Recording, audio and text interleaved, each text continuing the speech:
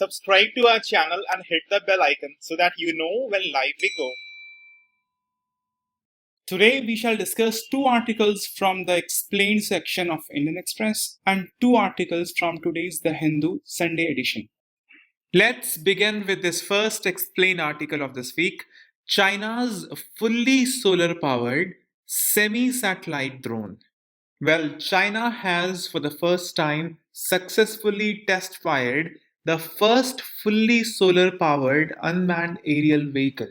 It has been named as Kuimingxing 50 or the Morning Star.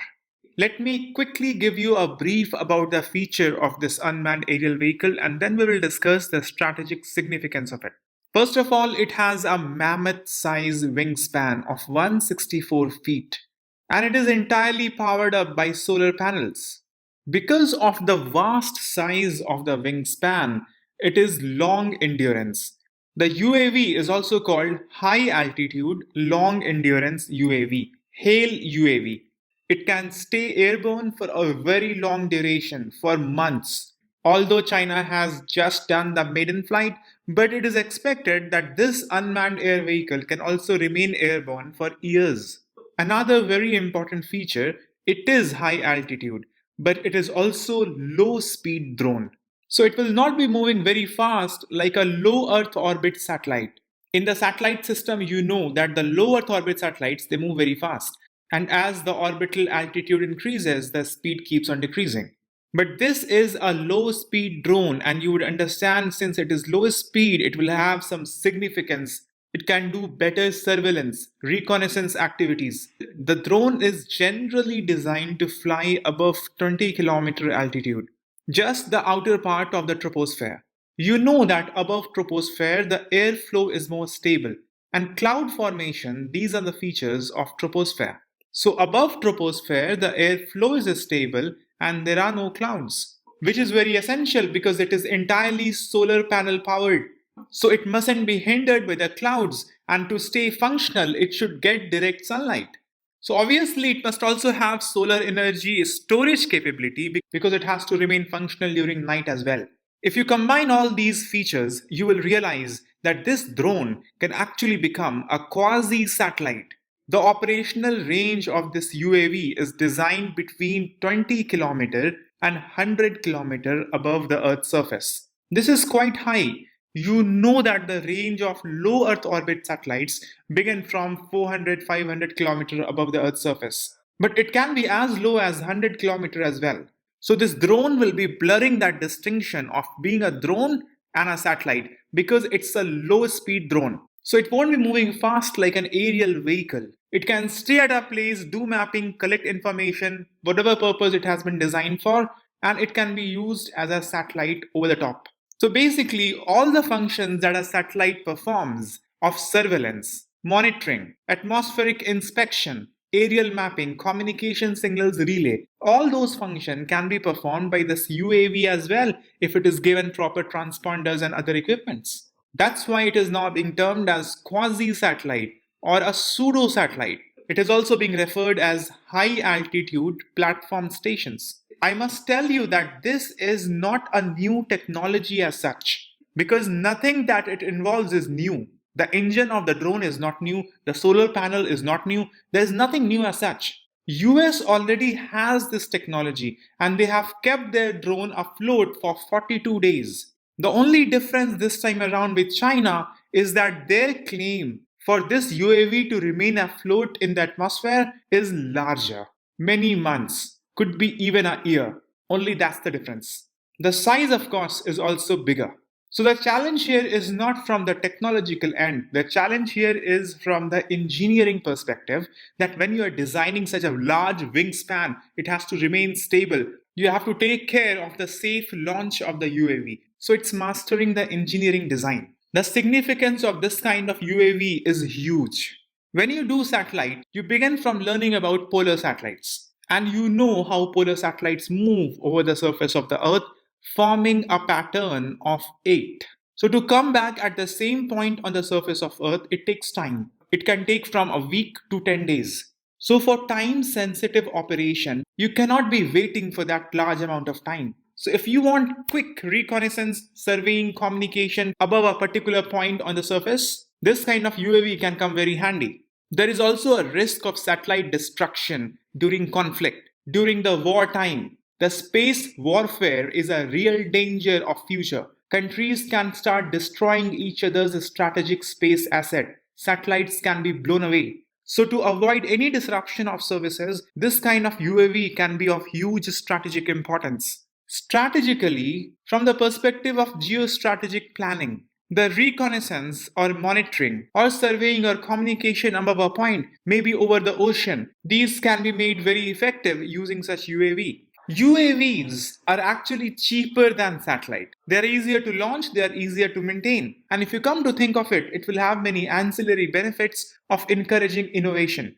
bringing in more investment. For example, if you make an UAV that will be operational up in the air, day in, day out, all season, you have to have effective solar panels and you need to have effective solar energy storage system. So a lot of boost will be given to the innovation and technological ecosystem of the country. Now, I'll broaden the scope of this topic and we shall discuss the new emerging defense related technologies. See, such a UAV is the merging point between a satellite and a traditional drone. So, one aspect would be what satellite based services it can provide, and the other aspect would be what defense and security related services it can provide. So, that's the direction we are going to go into. Recently, there has been many advancement like this in the defense related technology. UPSC also has asked a question on the same in the previous prelims exam. So let's discuss new emerging defense technologies. We shall only touch on various technologies which has implication in defense and security. There are many countries trying to develop hypersonic capability. Russia, China, and United States, they are leading in this. India also has done the test flight for it, but we do not yet have a full-fledged operational hypersonic missile. Hypersonic generally means traveling at 5 times more than the speed of sound. Speed of sound is given a unit of Mach. So hypersonic would mean more than 5 Mach. You understand, when the missile is hypersonic, meaning the speed is very high, and on top of it, if you make that a cruise missile, meaning if you have a hypersonic cruise missiles are one that can maneuver. They don't just move under the influence of gravity. So they can maneuver and they can do that at very high speed. That would make it difficult to intercept. So anti-missile system will become less effective against a hypersonic missile. In the last prelims, UPSC has asked about fractional orbital bombardment system. As the name suggests, fractional orbital. And it's a bombardment system. So it's a warhead delivery system. As the name suggests, it must be orbiting around the Earth in the low Earth orbit. And when it comes near to the point above the target, it starts deorbiting, meaning the orbital height starts decreasing. So the whole idea behind fractional orbital bombardment system is to put a warhead in a stable orbit. And when the time comes, it can quickly deorbit to hit the target. You understand the benefit of it? In the missile system, you must be mugging up the ranges of different missiles. Agni 1, Agni 2, Agni 3, they have ranges of 1000 km, 2000 km, 3000 km, Agni 5, 5000 km. But here, you do not have requirement of any range. It can go anywhere in the earth. Since you have now a satellite, and satellite can move all around the earth. So entire earth is covered by its range. Another area of advancement in the defense system is to have electric propulsion system.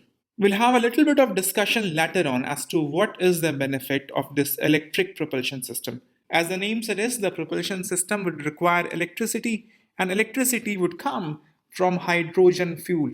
The larger area technologically, it's called as direct energy weapons, in which electric propulsion system or the requirement of electricity would be there. See, weapons do destruction. Generally, the missile system that were started to be made with the aim of causing destruction through kinetic impact, which will require the kinetic energy of the missile. So the missile moving very fast, it will collide and boom. The improvisation on this was the nuclear warhead missiles. So the traditional missile that will have nuclear fuel, and when the impact happens, that nuclear reaction will be accelerated and the destruction caused will be immense. But you understand that destruction can also be caused without any material, without any fuel, through radiations. That's how solar radiations blows away the space assets. Through radiation, very strong magnetic field is created, which are used to make superconductors. You must have studied about ITER experiments where nuclear fusion will be caused, and that nuclear fusion will also be accelerated through magnetic fields, through radiations. So, direct energy means here that you will not require any material, any ballistic missile, any kinetic impact, or even not nuclear energy. You will just require electromagnetic radiation that will carry electromagnetic energy. If we can concentrate that, that will be potent enough to cause destruction. The destruction can also be well controlled, which is not the case when nuclear warhead ballistic missiles are used. It is controllable, it is also cheaper per shot. And what's more is electromagnetic radiations, all of them, they travel at the speed of light. So if your missile and anti-missile defense system, they are based on direct energy, they will be fast, very, very fast. So they will help in defending against the missiles. Splitting of electromagnetic radiation can also be easily done. So even in case of swarms of unmanned systems, multiple missiles coming from multiple directions, that can also be handled by anti-missile system based on direct energy. Missile interception will become easy. I told you it can be controlled. So instead of destructive system, it can also be used as a heat ray. And in that form, it can also be used to control the crowd. The general technologies that you have been studying, they also have a larger role to play to advance the defense system of a country. For instance, artificial intelligence. They are extremely important to develop autonomous weapon systems. In autonomous weapon system, decisions are not taken by human intervention. Depending upon the condition, the ground realities, the decision to fire a bullet or missile system for that matter, or any other defense security related measures, that is taken autonomously by the autonomous weapon systems. And you understand, just like any other scenario, big data analytics will have to be implicit part of artificial intelligence. So will be machine learning. Machine learning is to improve the intelligence of artificial intelligence, and big data analytics would be important to analyze the huge amount of information that are gathered from the environment. Advancement in quantum computing will open new doors and new windows for defense security. First of all, you understand that the crypto analysis that would be advanced by advancement in quantum computing. The traditional cryptography will fail with the advent of quantum computing, and it already has. But not only that, quantum technology will have much more military applications like quantum sensing. The quantum particles, they have benefits for human beings that has not been even realized now. Just like the benefit of internet in 1990s, early 2000s, we didn't even understand the ways and means in which we can use internet. Through quantum sensing, data collection will be very, very fast and easy. One instance of quantum sensing application could be submarine detection. Because through quantum sensing, the entire earth, all the ocean, all the forest, all the clouds, they all will become transparent. In the case of destruction of satellites, where the GPS system won't be working, or in the scenario of GPS denied environments, quantum sensing can be used as an alternative for the general positioning system that we have established, the general navigation systems that we have established. And in that case, the communication channel can be fully operational and can be maintained even in those scenarios. One instance of this I can give you, the neutrinos. You know that human body is completely transparent to it. Billions and trillions of neutrinos pass through our body every second. One neutrino can go from one end of the earth to the other unimpeded. And that will change the entire course of communication. You don't have to send the signal to a satellite, and the satellite will send it back to another antenna, and that antenna will send the information to another user. That relaying won't be required. And you want to send this information to any person here, any person here, any person here, you can send it directly. Blockchain also has a huge role to play in the coming times in defense security architecture. Not only it will improve the data security architecture, it can also be used in tracking devices, streamlining the procurement system, making it corruption free. It can be used to manage the supply chain of the security related equipments. In the hostile environment, robotics can replace the manpower on grounds in the battlefield. And these already have become the realities of our time. There's a US startup Anduril. It is offering many robotics, many UAVs, many drone systems which are using AI, edge computing, big data analytics, and the entire system working as an autonomous system. The nature of warfare, you understand, is now changing. And cyber warfare is becoming one proxy for the traditional warfare on the battleground. So, cyber security is one inherent part of present defense and security architecture. There are upcoming new concepts like Internet of Military Things. Just like Internet of Things, you are familiar with the idea that your physical system and your software, they all will be in sync. UPSC once also has asked question on Internet of Things in the prelims exam of 2017, I guess. So Internet of Military Things is a similar concept. All the military equipments like ships, planes, tanks, drones, soldiers, the equipments that the soldiers will use, everything will get connected to one common network. Since it's a matter of defense and security, communication has to be very fast. So technologies of 5G, edge computing, they are integral part of Internet of Military Things. Apart from AI, big data analytics, implicitly machine learning will also be there. Immersive technologies like virtual reality, they also have huge role to play in defense and security. Virtual reality, for instance, can help construct a synthetic training environments. Previously, what used to happen, new recruits would not see wars for 20 years, 30 years, and they didn't have enough exposure to go for a long term warfare. War doesn't happen every day, every year, or even in a decade. But the soldiers have to be prepared for such situation. And training now can be done in a simulated environment using virtual reality. Additive manufacturing, 3D printing, they also have huge role to play in the defense preparedness. Additive manufacturing can improve the performance of defense equipments because they become lighter and they become stronger using additive manufacturing or 3D printing. As the name suggests, the additive manufacturing in long term it reduces the cost. Because you understand when a thing is made out of carving from a bigger block, suppose you're making an equipment like this, then it becomes costly because there are wastages. 3D printing requires lesser material.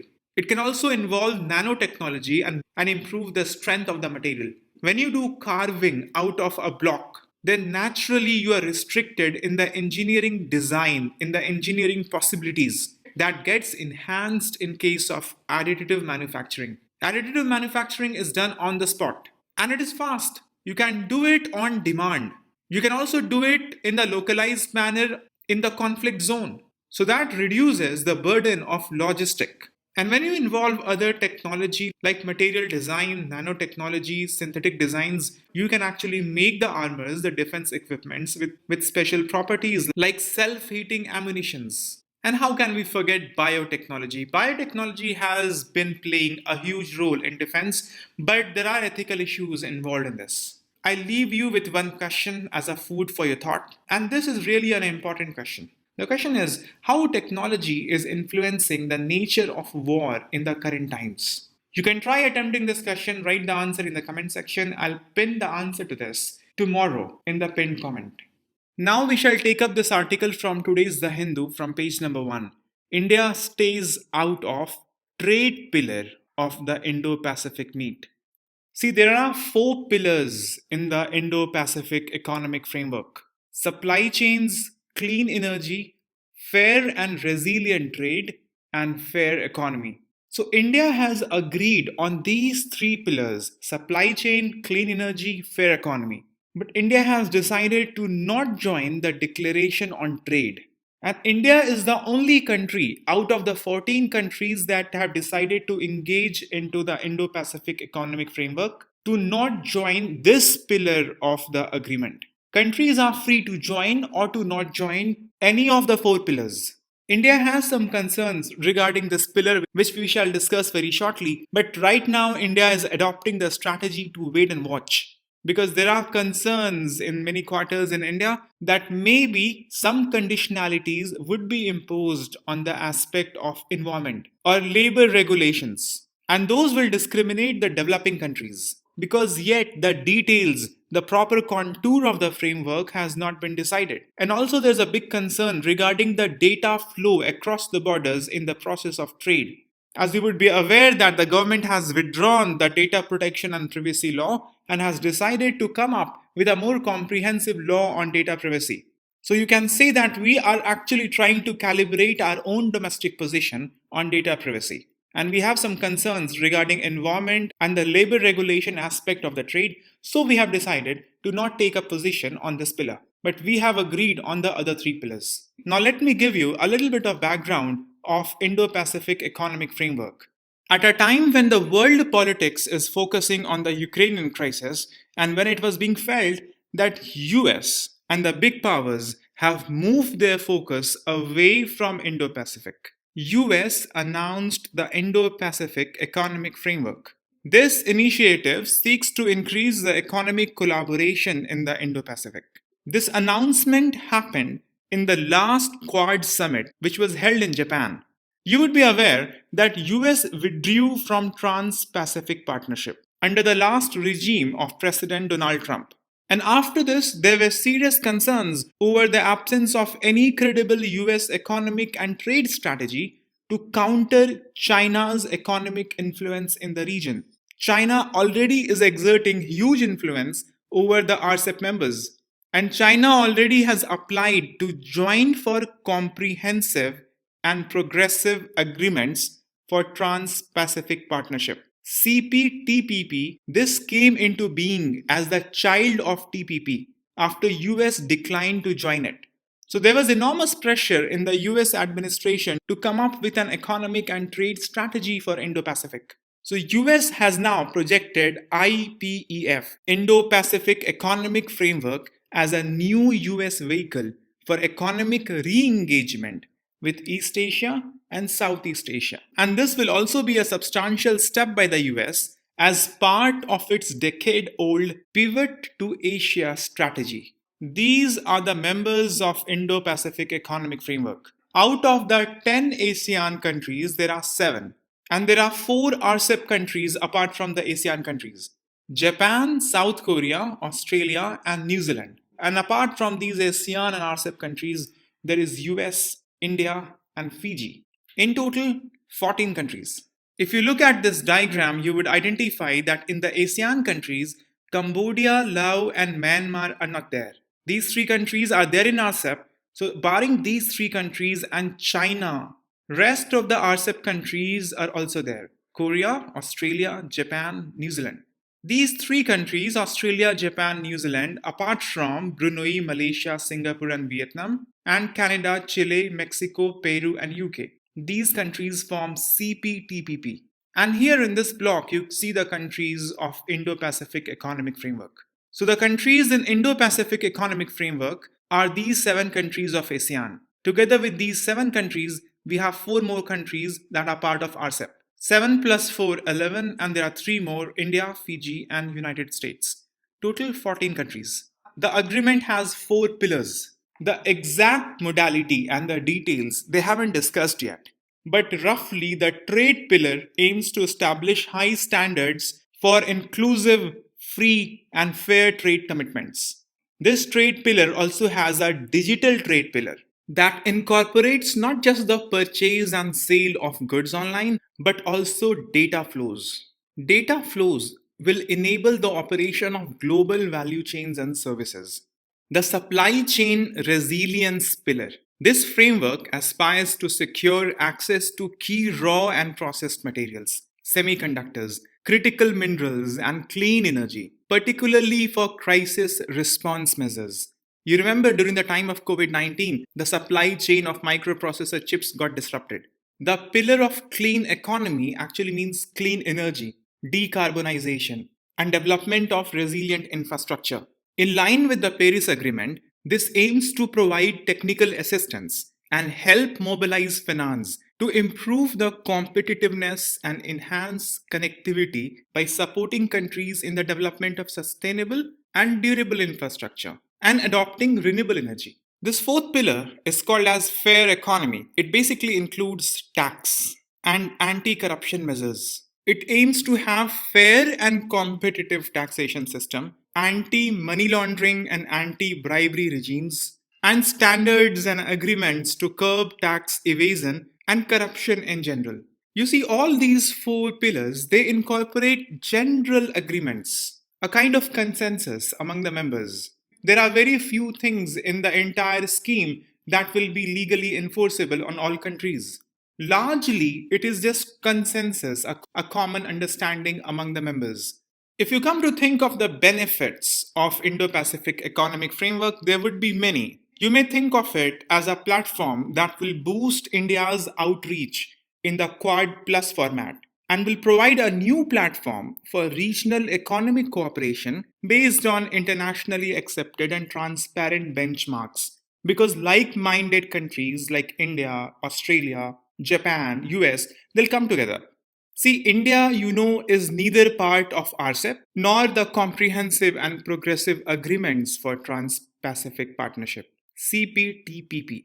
So, in this backdrop, IPEF offers a significant opportunity to ramp up our trade and economic engagement in the region. China is not the member of IPEF. This gives the group a distinct geopolitical flavor. Since all the members share worries about China's muscular nationalism and expansionist ambition, IPEF can become a tool for countering China. India already has invested a lot in clean energy, and clean energy is one of the pillars in the agreement. So, investment and technological development for clean energy will be accelerated.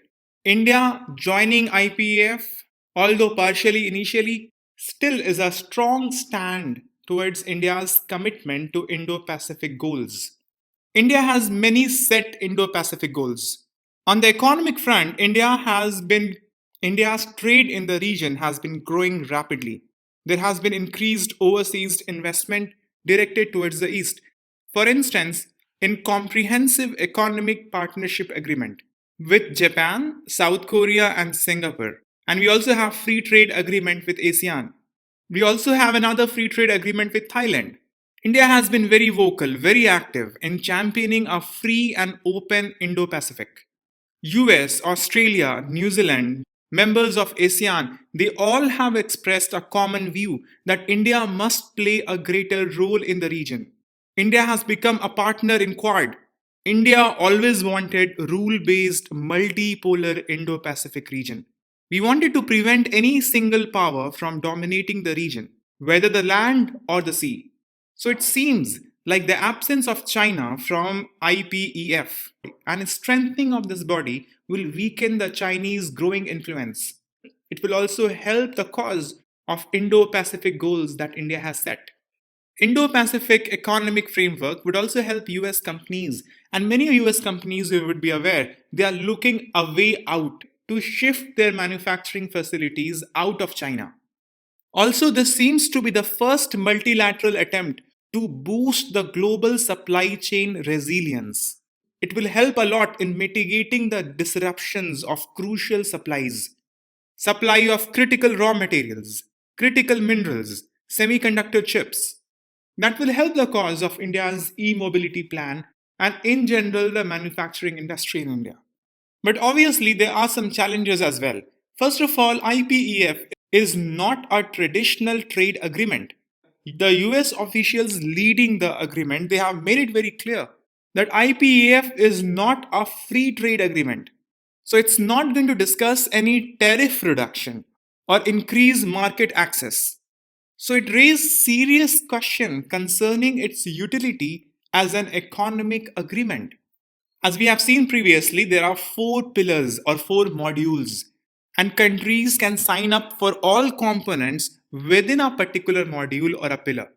But they do not have to participate in all pillars in all modules.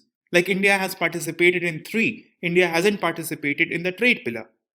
So this is not a very comprehensive economic agreement. And there are unsettled concerns.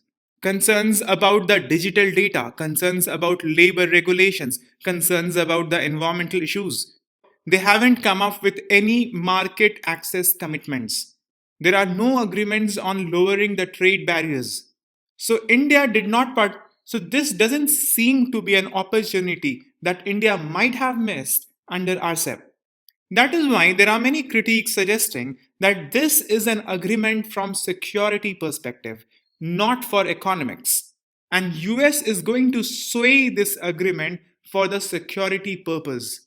The biggest contention for this comes from the fact that the US close ally Taiwan this has been excluded from the agreement despite the fact that they were wanting to be on board and they had the requisite economic merit for the membership. It is also a fact that US previous initiatives like Blue Dot Network or Build Back Better World B3W initiative, they haven't had much of the headway. They have helped very little in developing regions' infrastructure. So then the question is, will IPEF be potent enough to fulfill the infrastructural need of the region?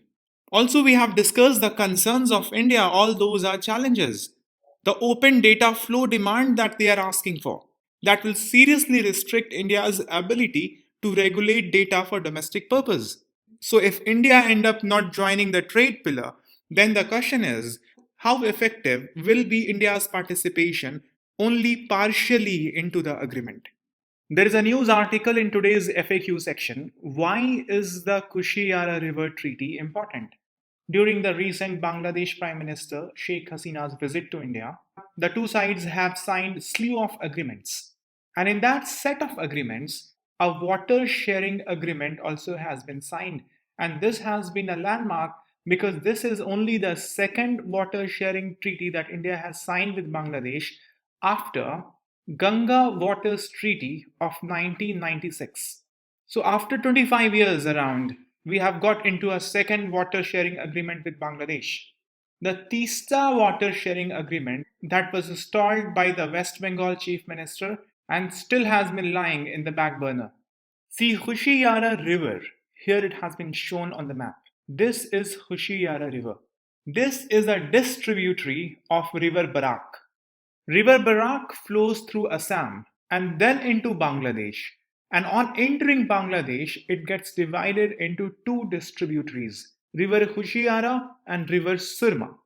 The waters actually start gets gathering in the state of Nagaland. There are many tributaries coming and joining Barak and Kushiyara from Manipur, Mizoram and Assam. Then in Bangladesh, Kushiyara and Surma rejoins. And then the river is named as Meghna. See, what's the deal here? The deal is that both India and Bangladesh are suffering from the problem of floods. Historically, the two distributaries of Barak, Surma and Kushiyara, they used to have almost equal amount of water. But this balance has been changed in the last 3 decades, and bulk of the water is going in Kushiyara. And because of that, there is a flood-like situation both in India and Bangladesh.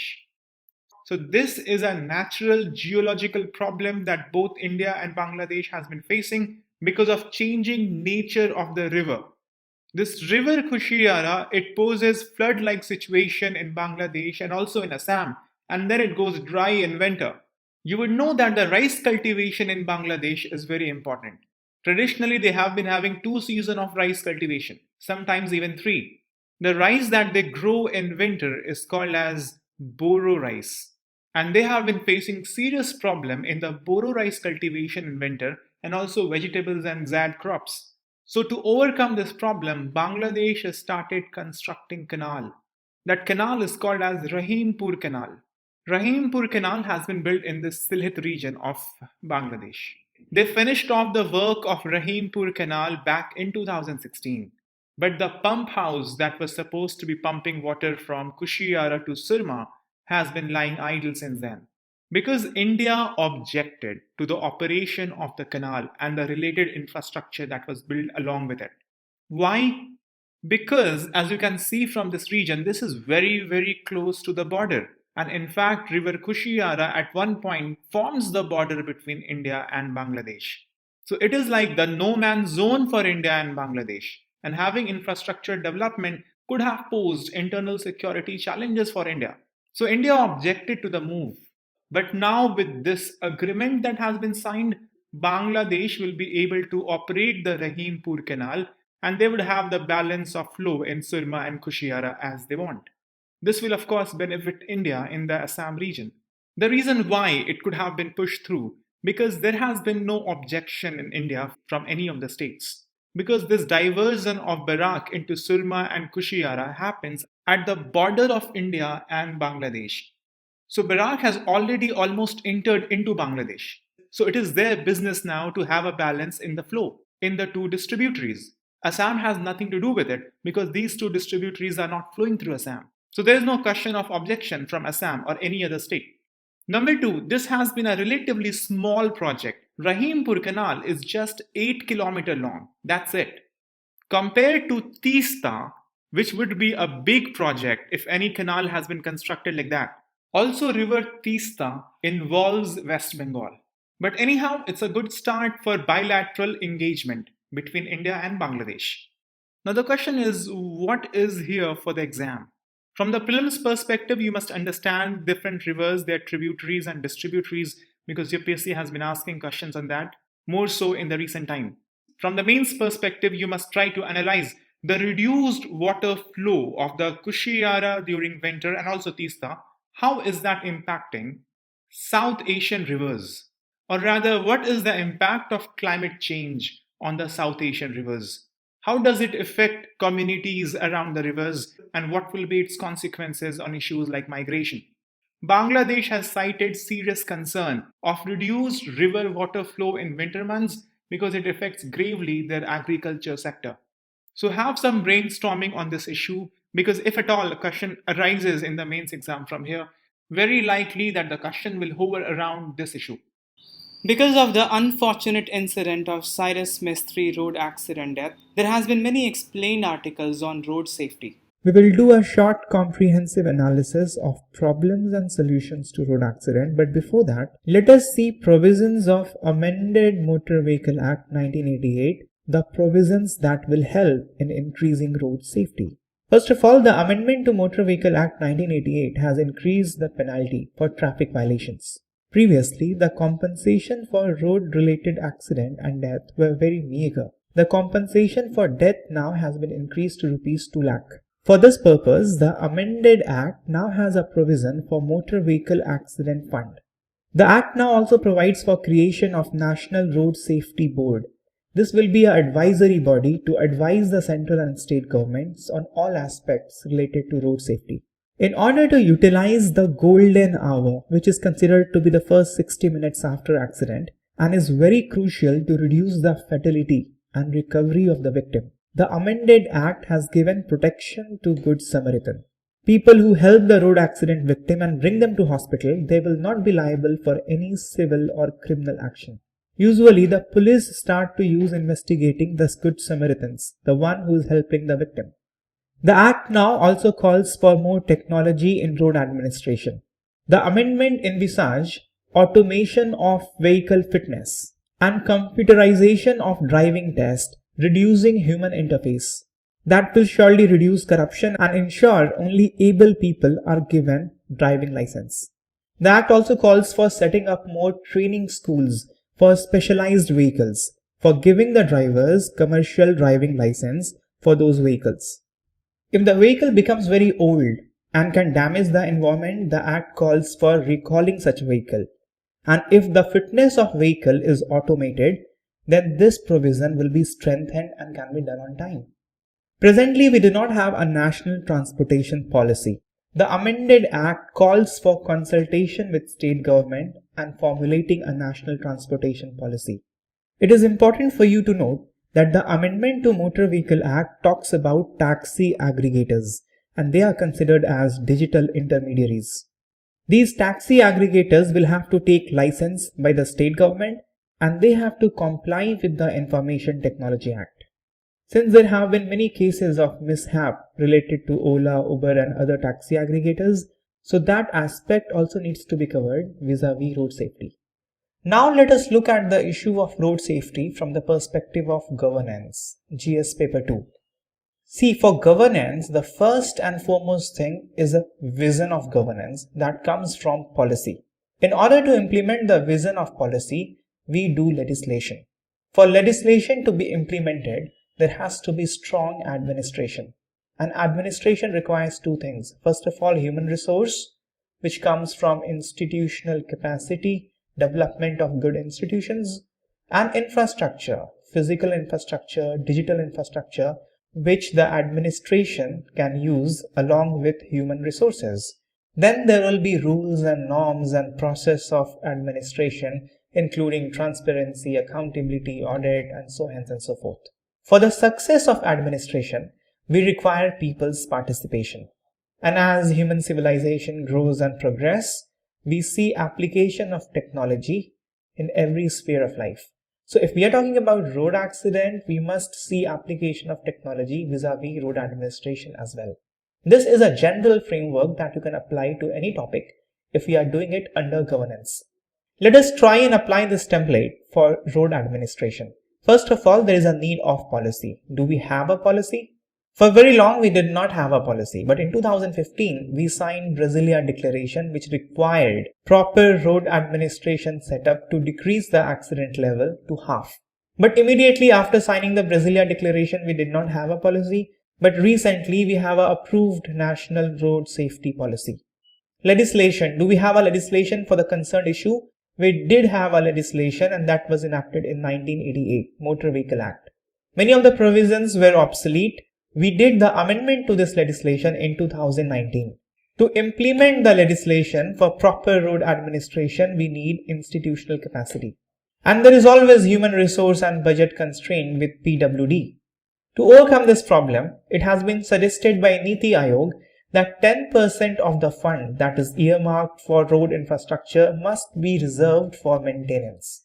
It also has been ideated that vocational training courses must be started on road construction in our ITIs.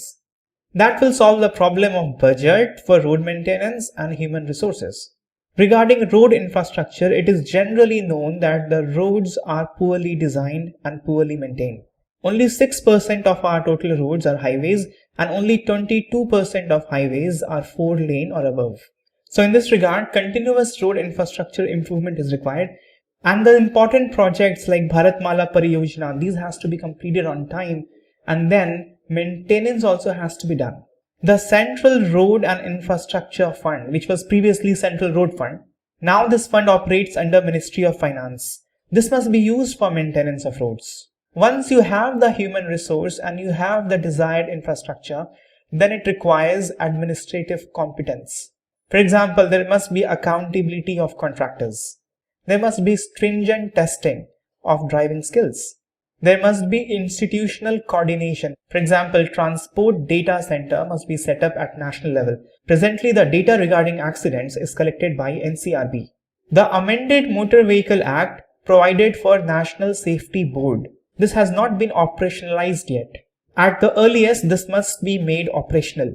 Ministry of Road Transport and Highway has come up with application where people can report black spots. That portion of the road that is prone to high accidents. There must be high administrative response towards reporting from people for such black spots.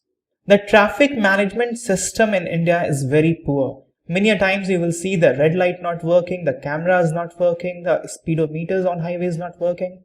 A better IT-enabled traffic management system must be put in place. However, road administration cannot be made effective without people's participation. There must be awareness drive regarding road safety. Maharashtra, for instance, is conducting road safety awareness this week.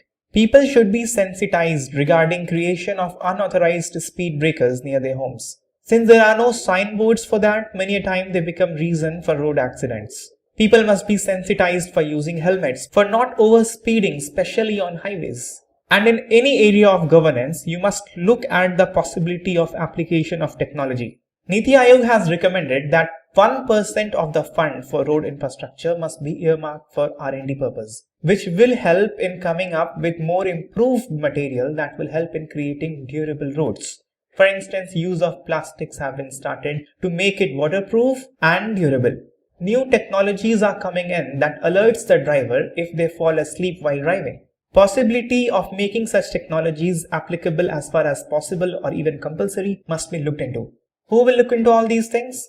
Unless you have National Safety Board operationalized, these safety measures cannot be institutionalized.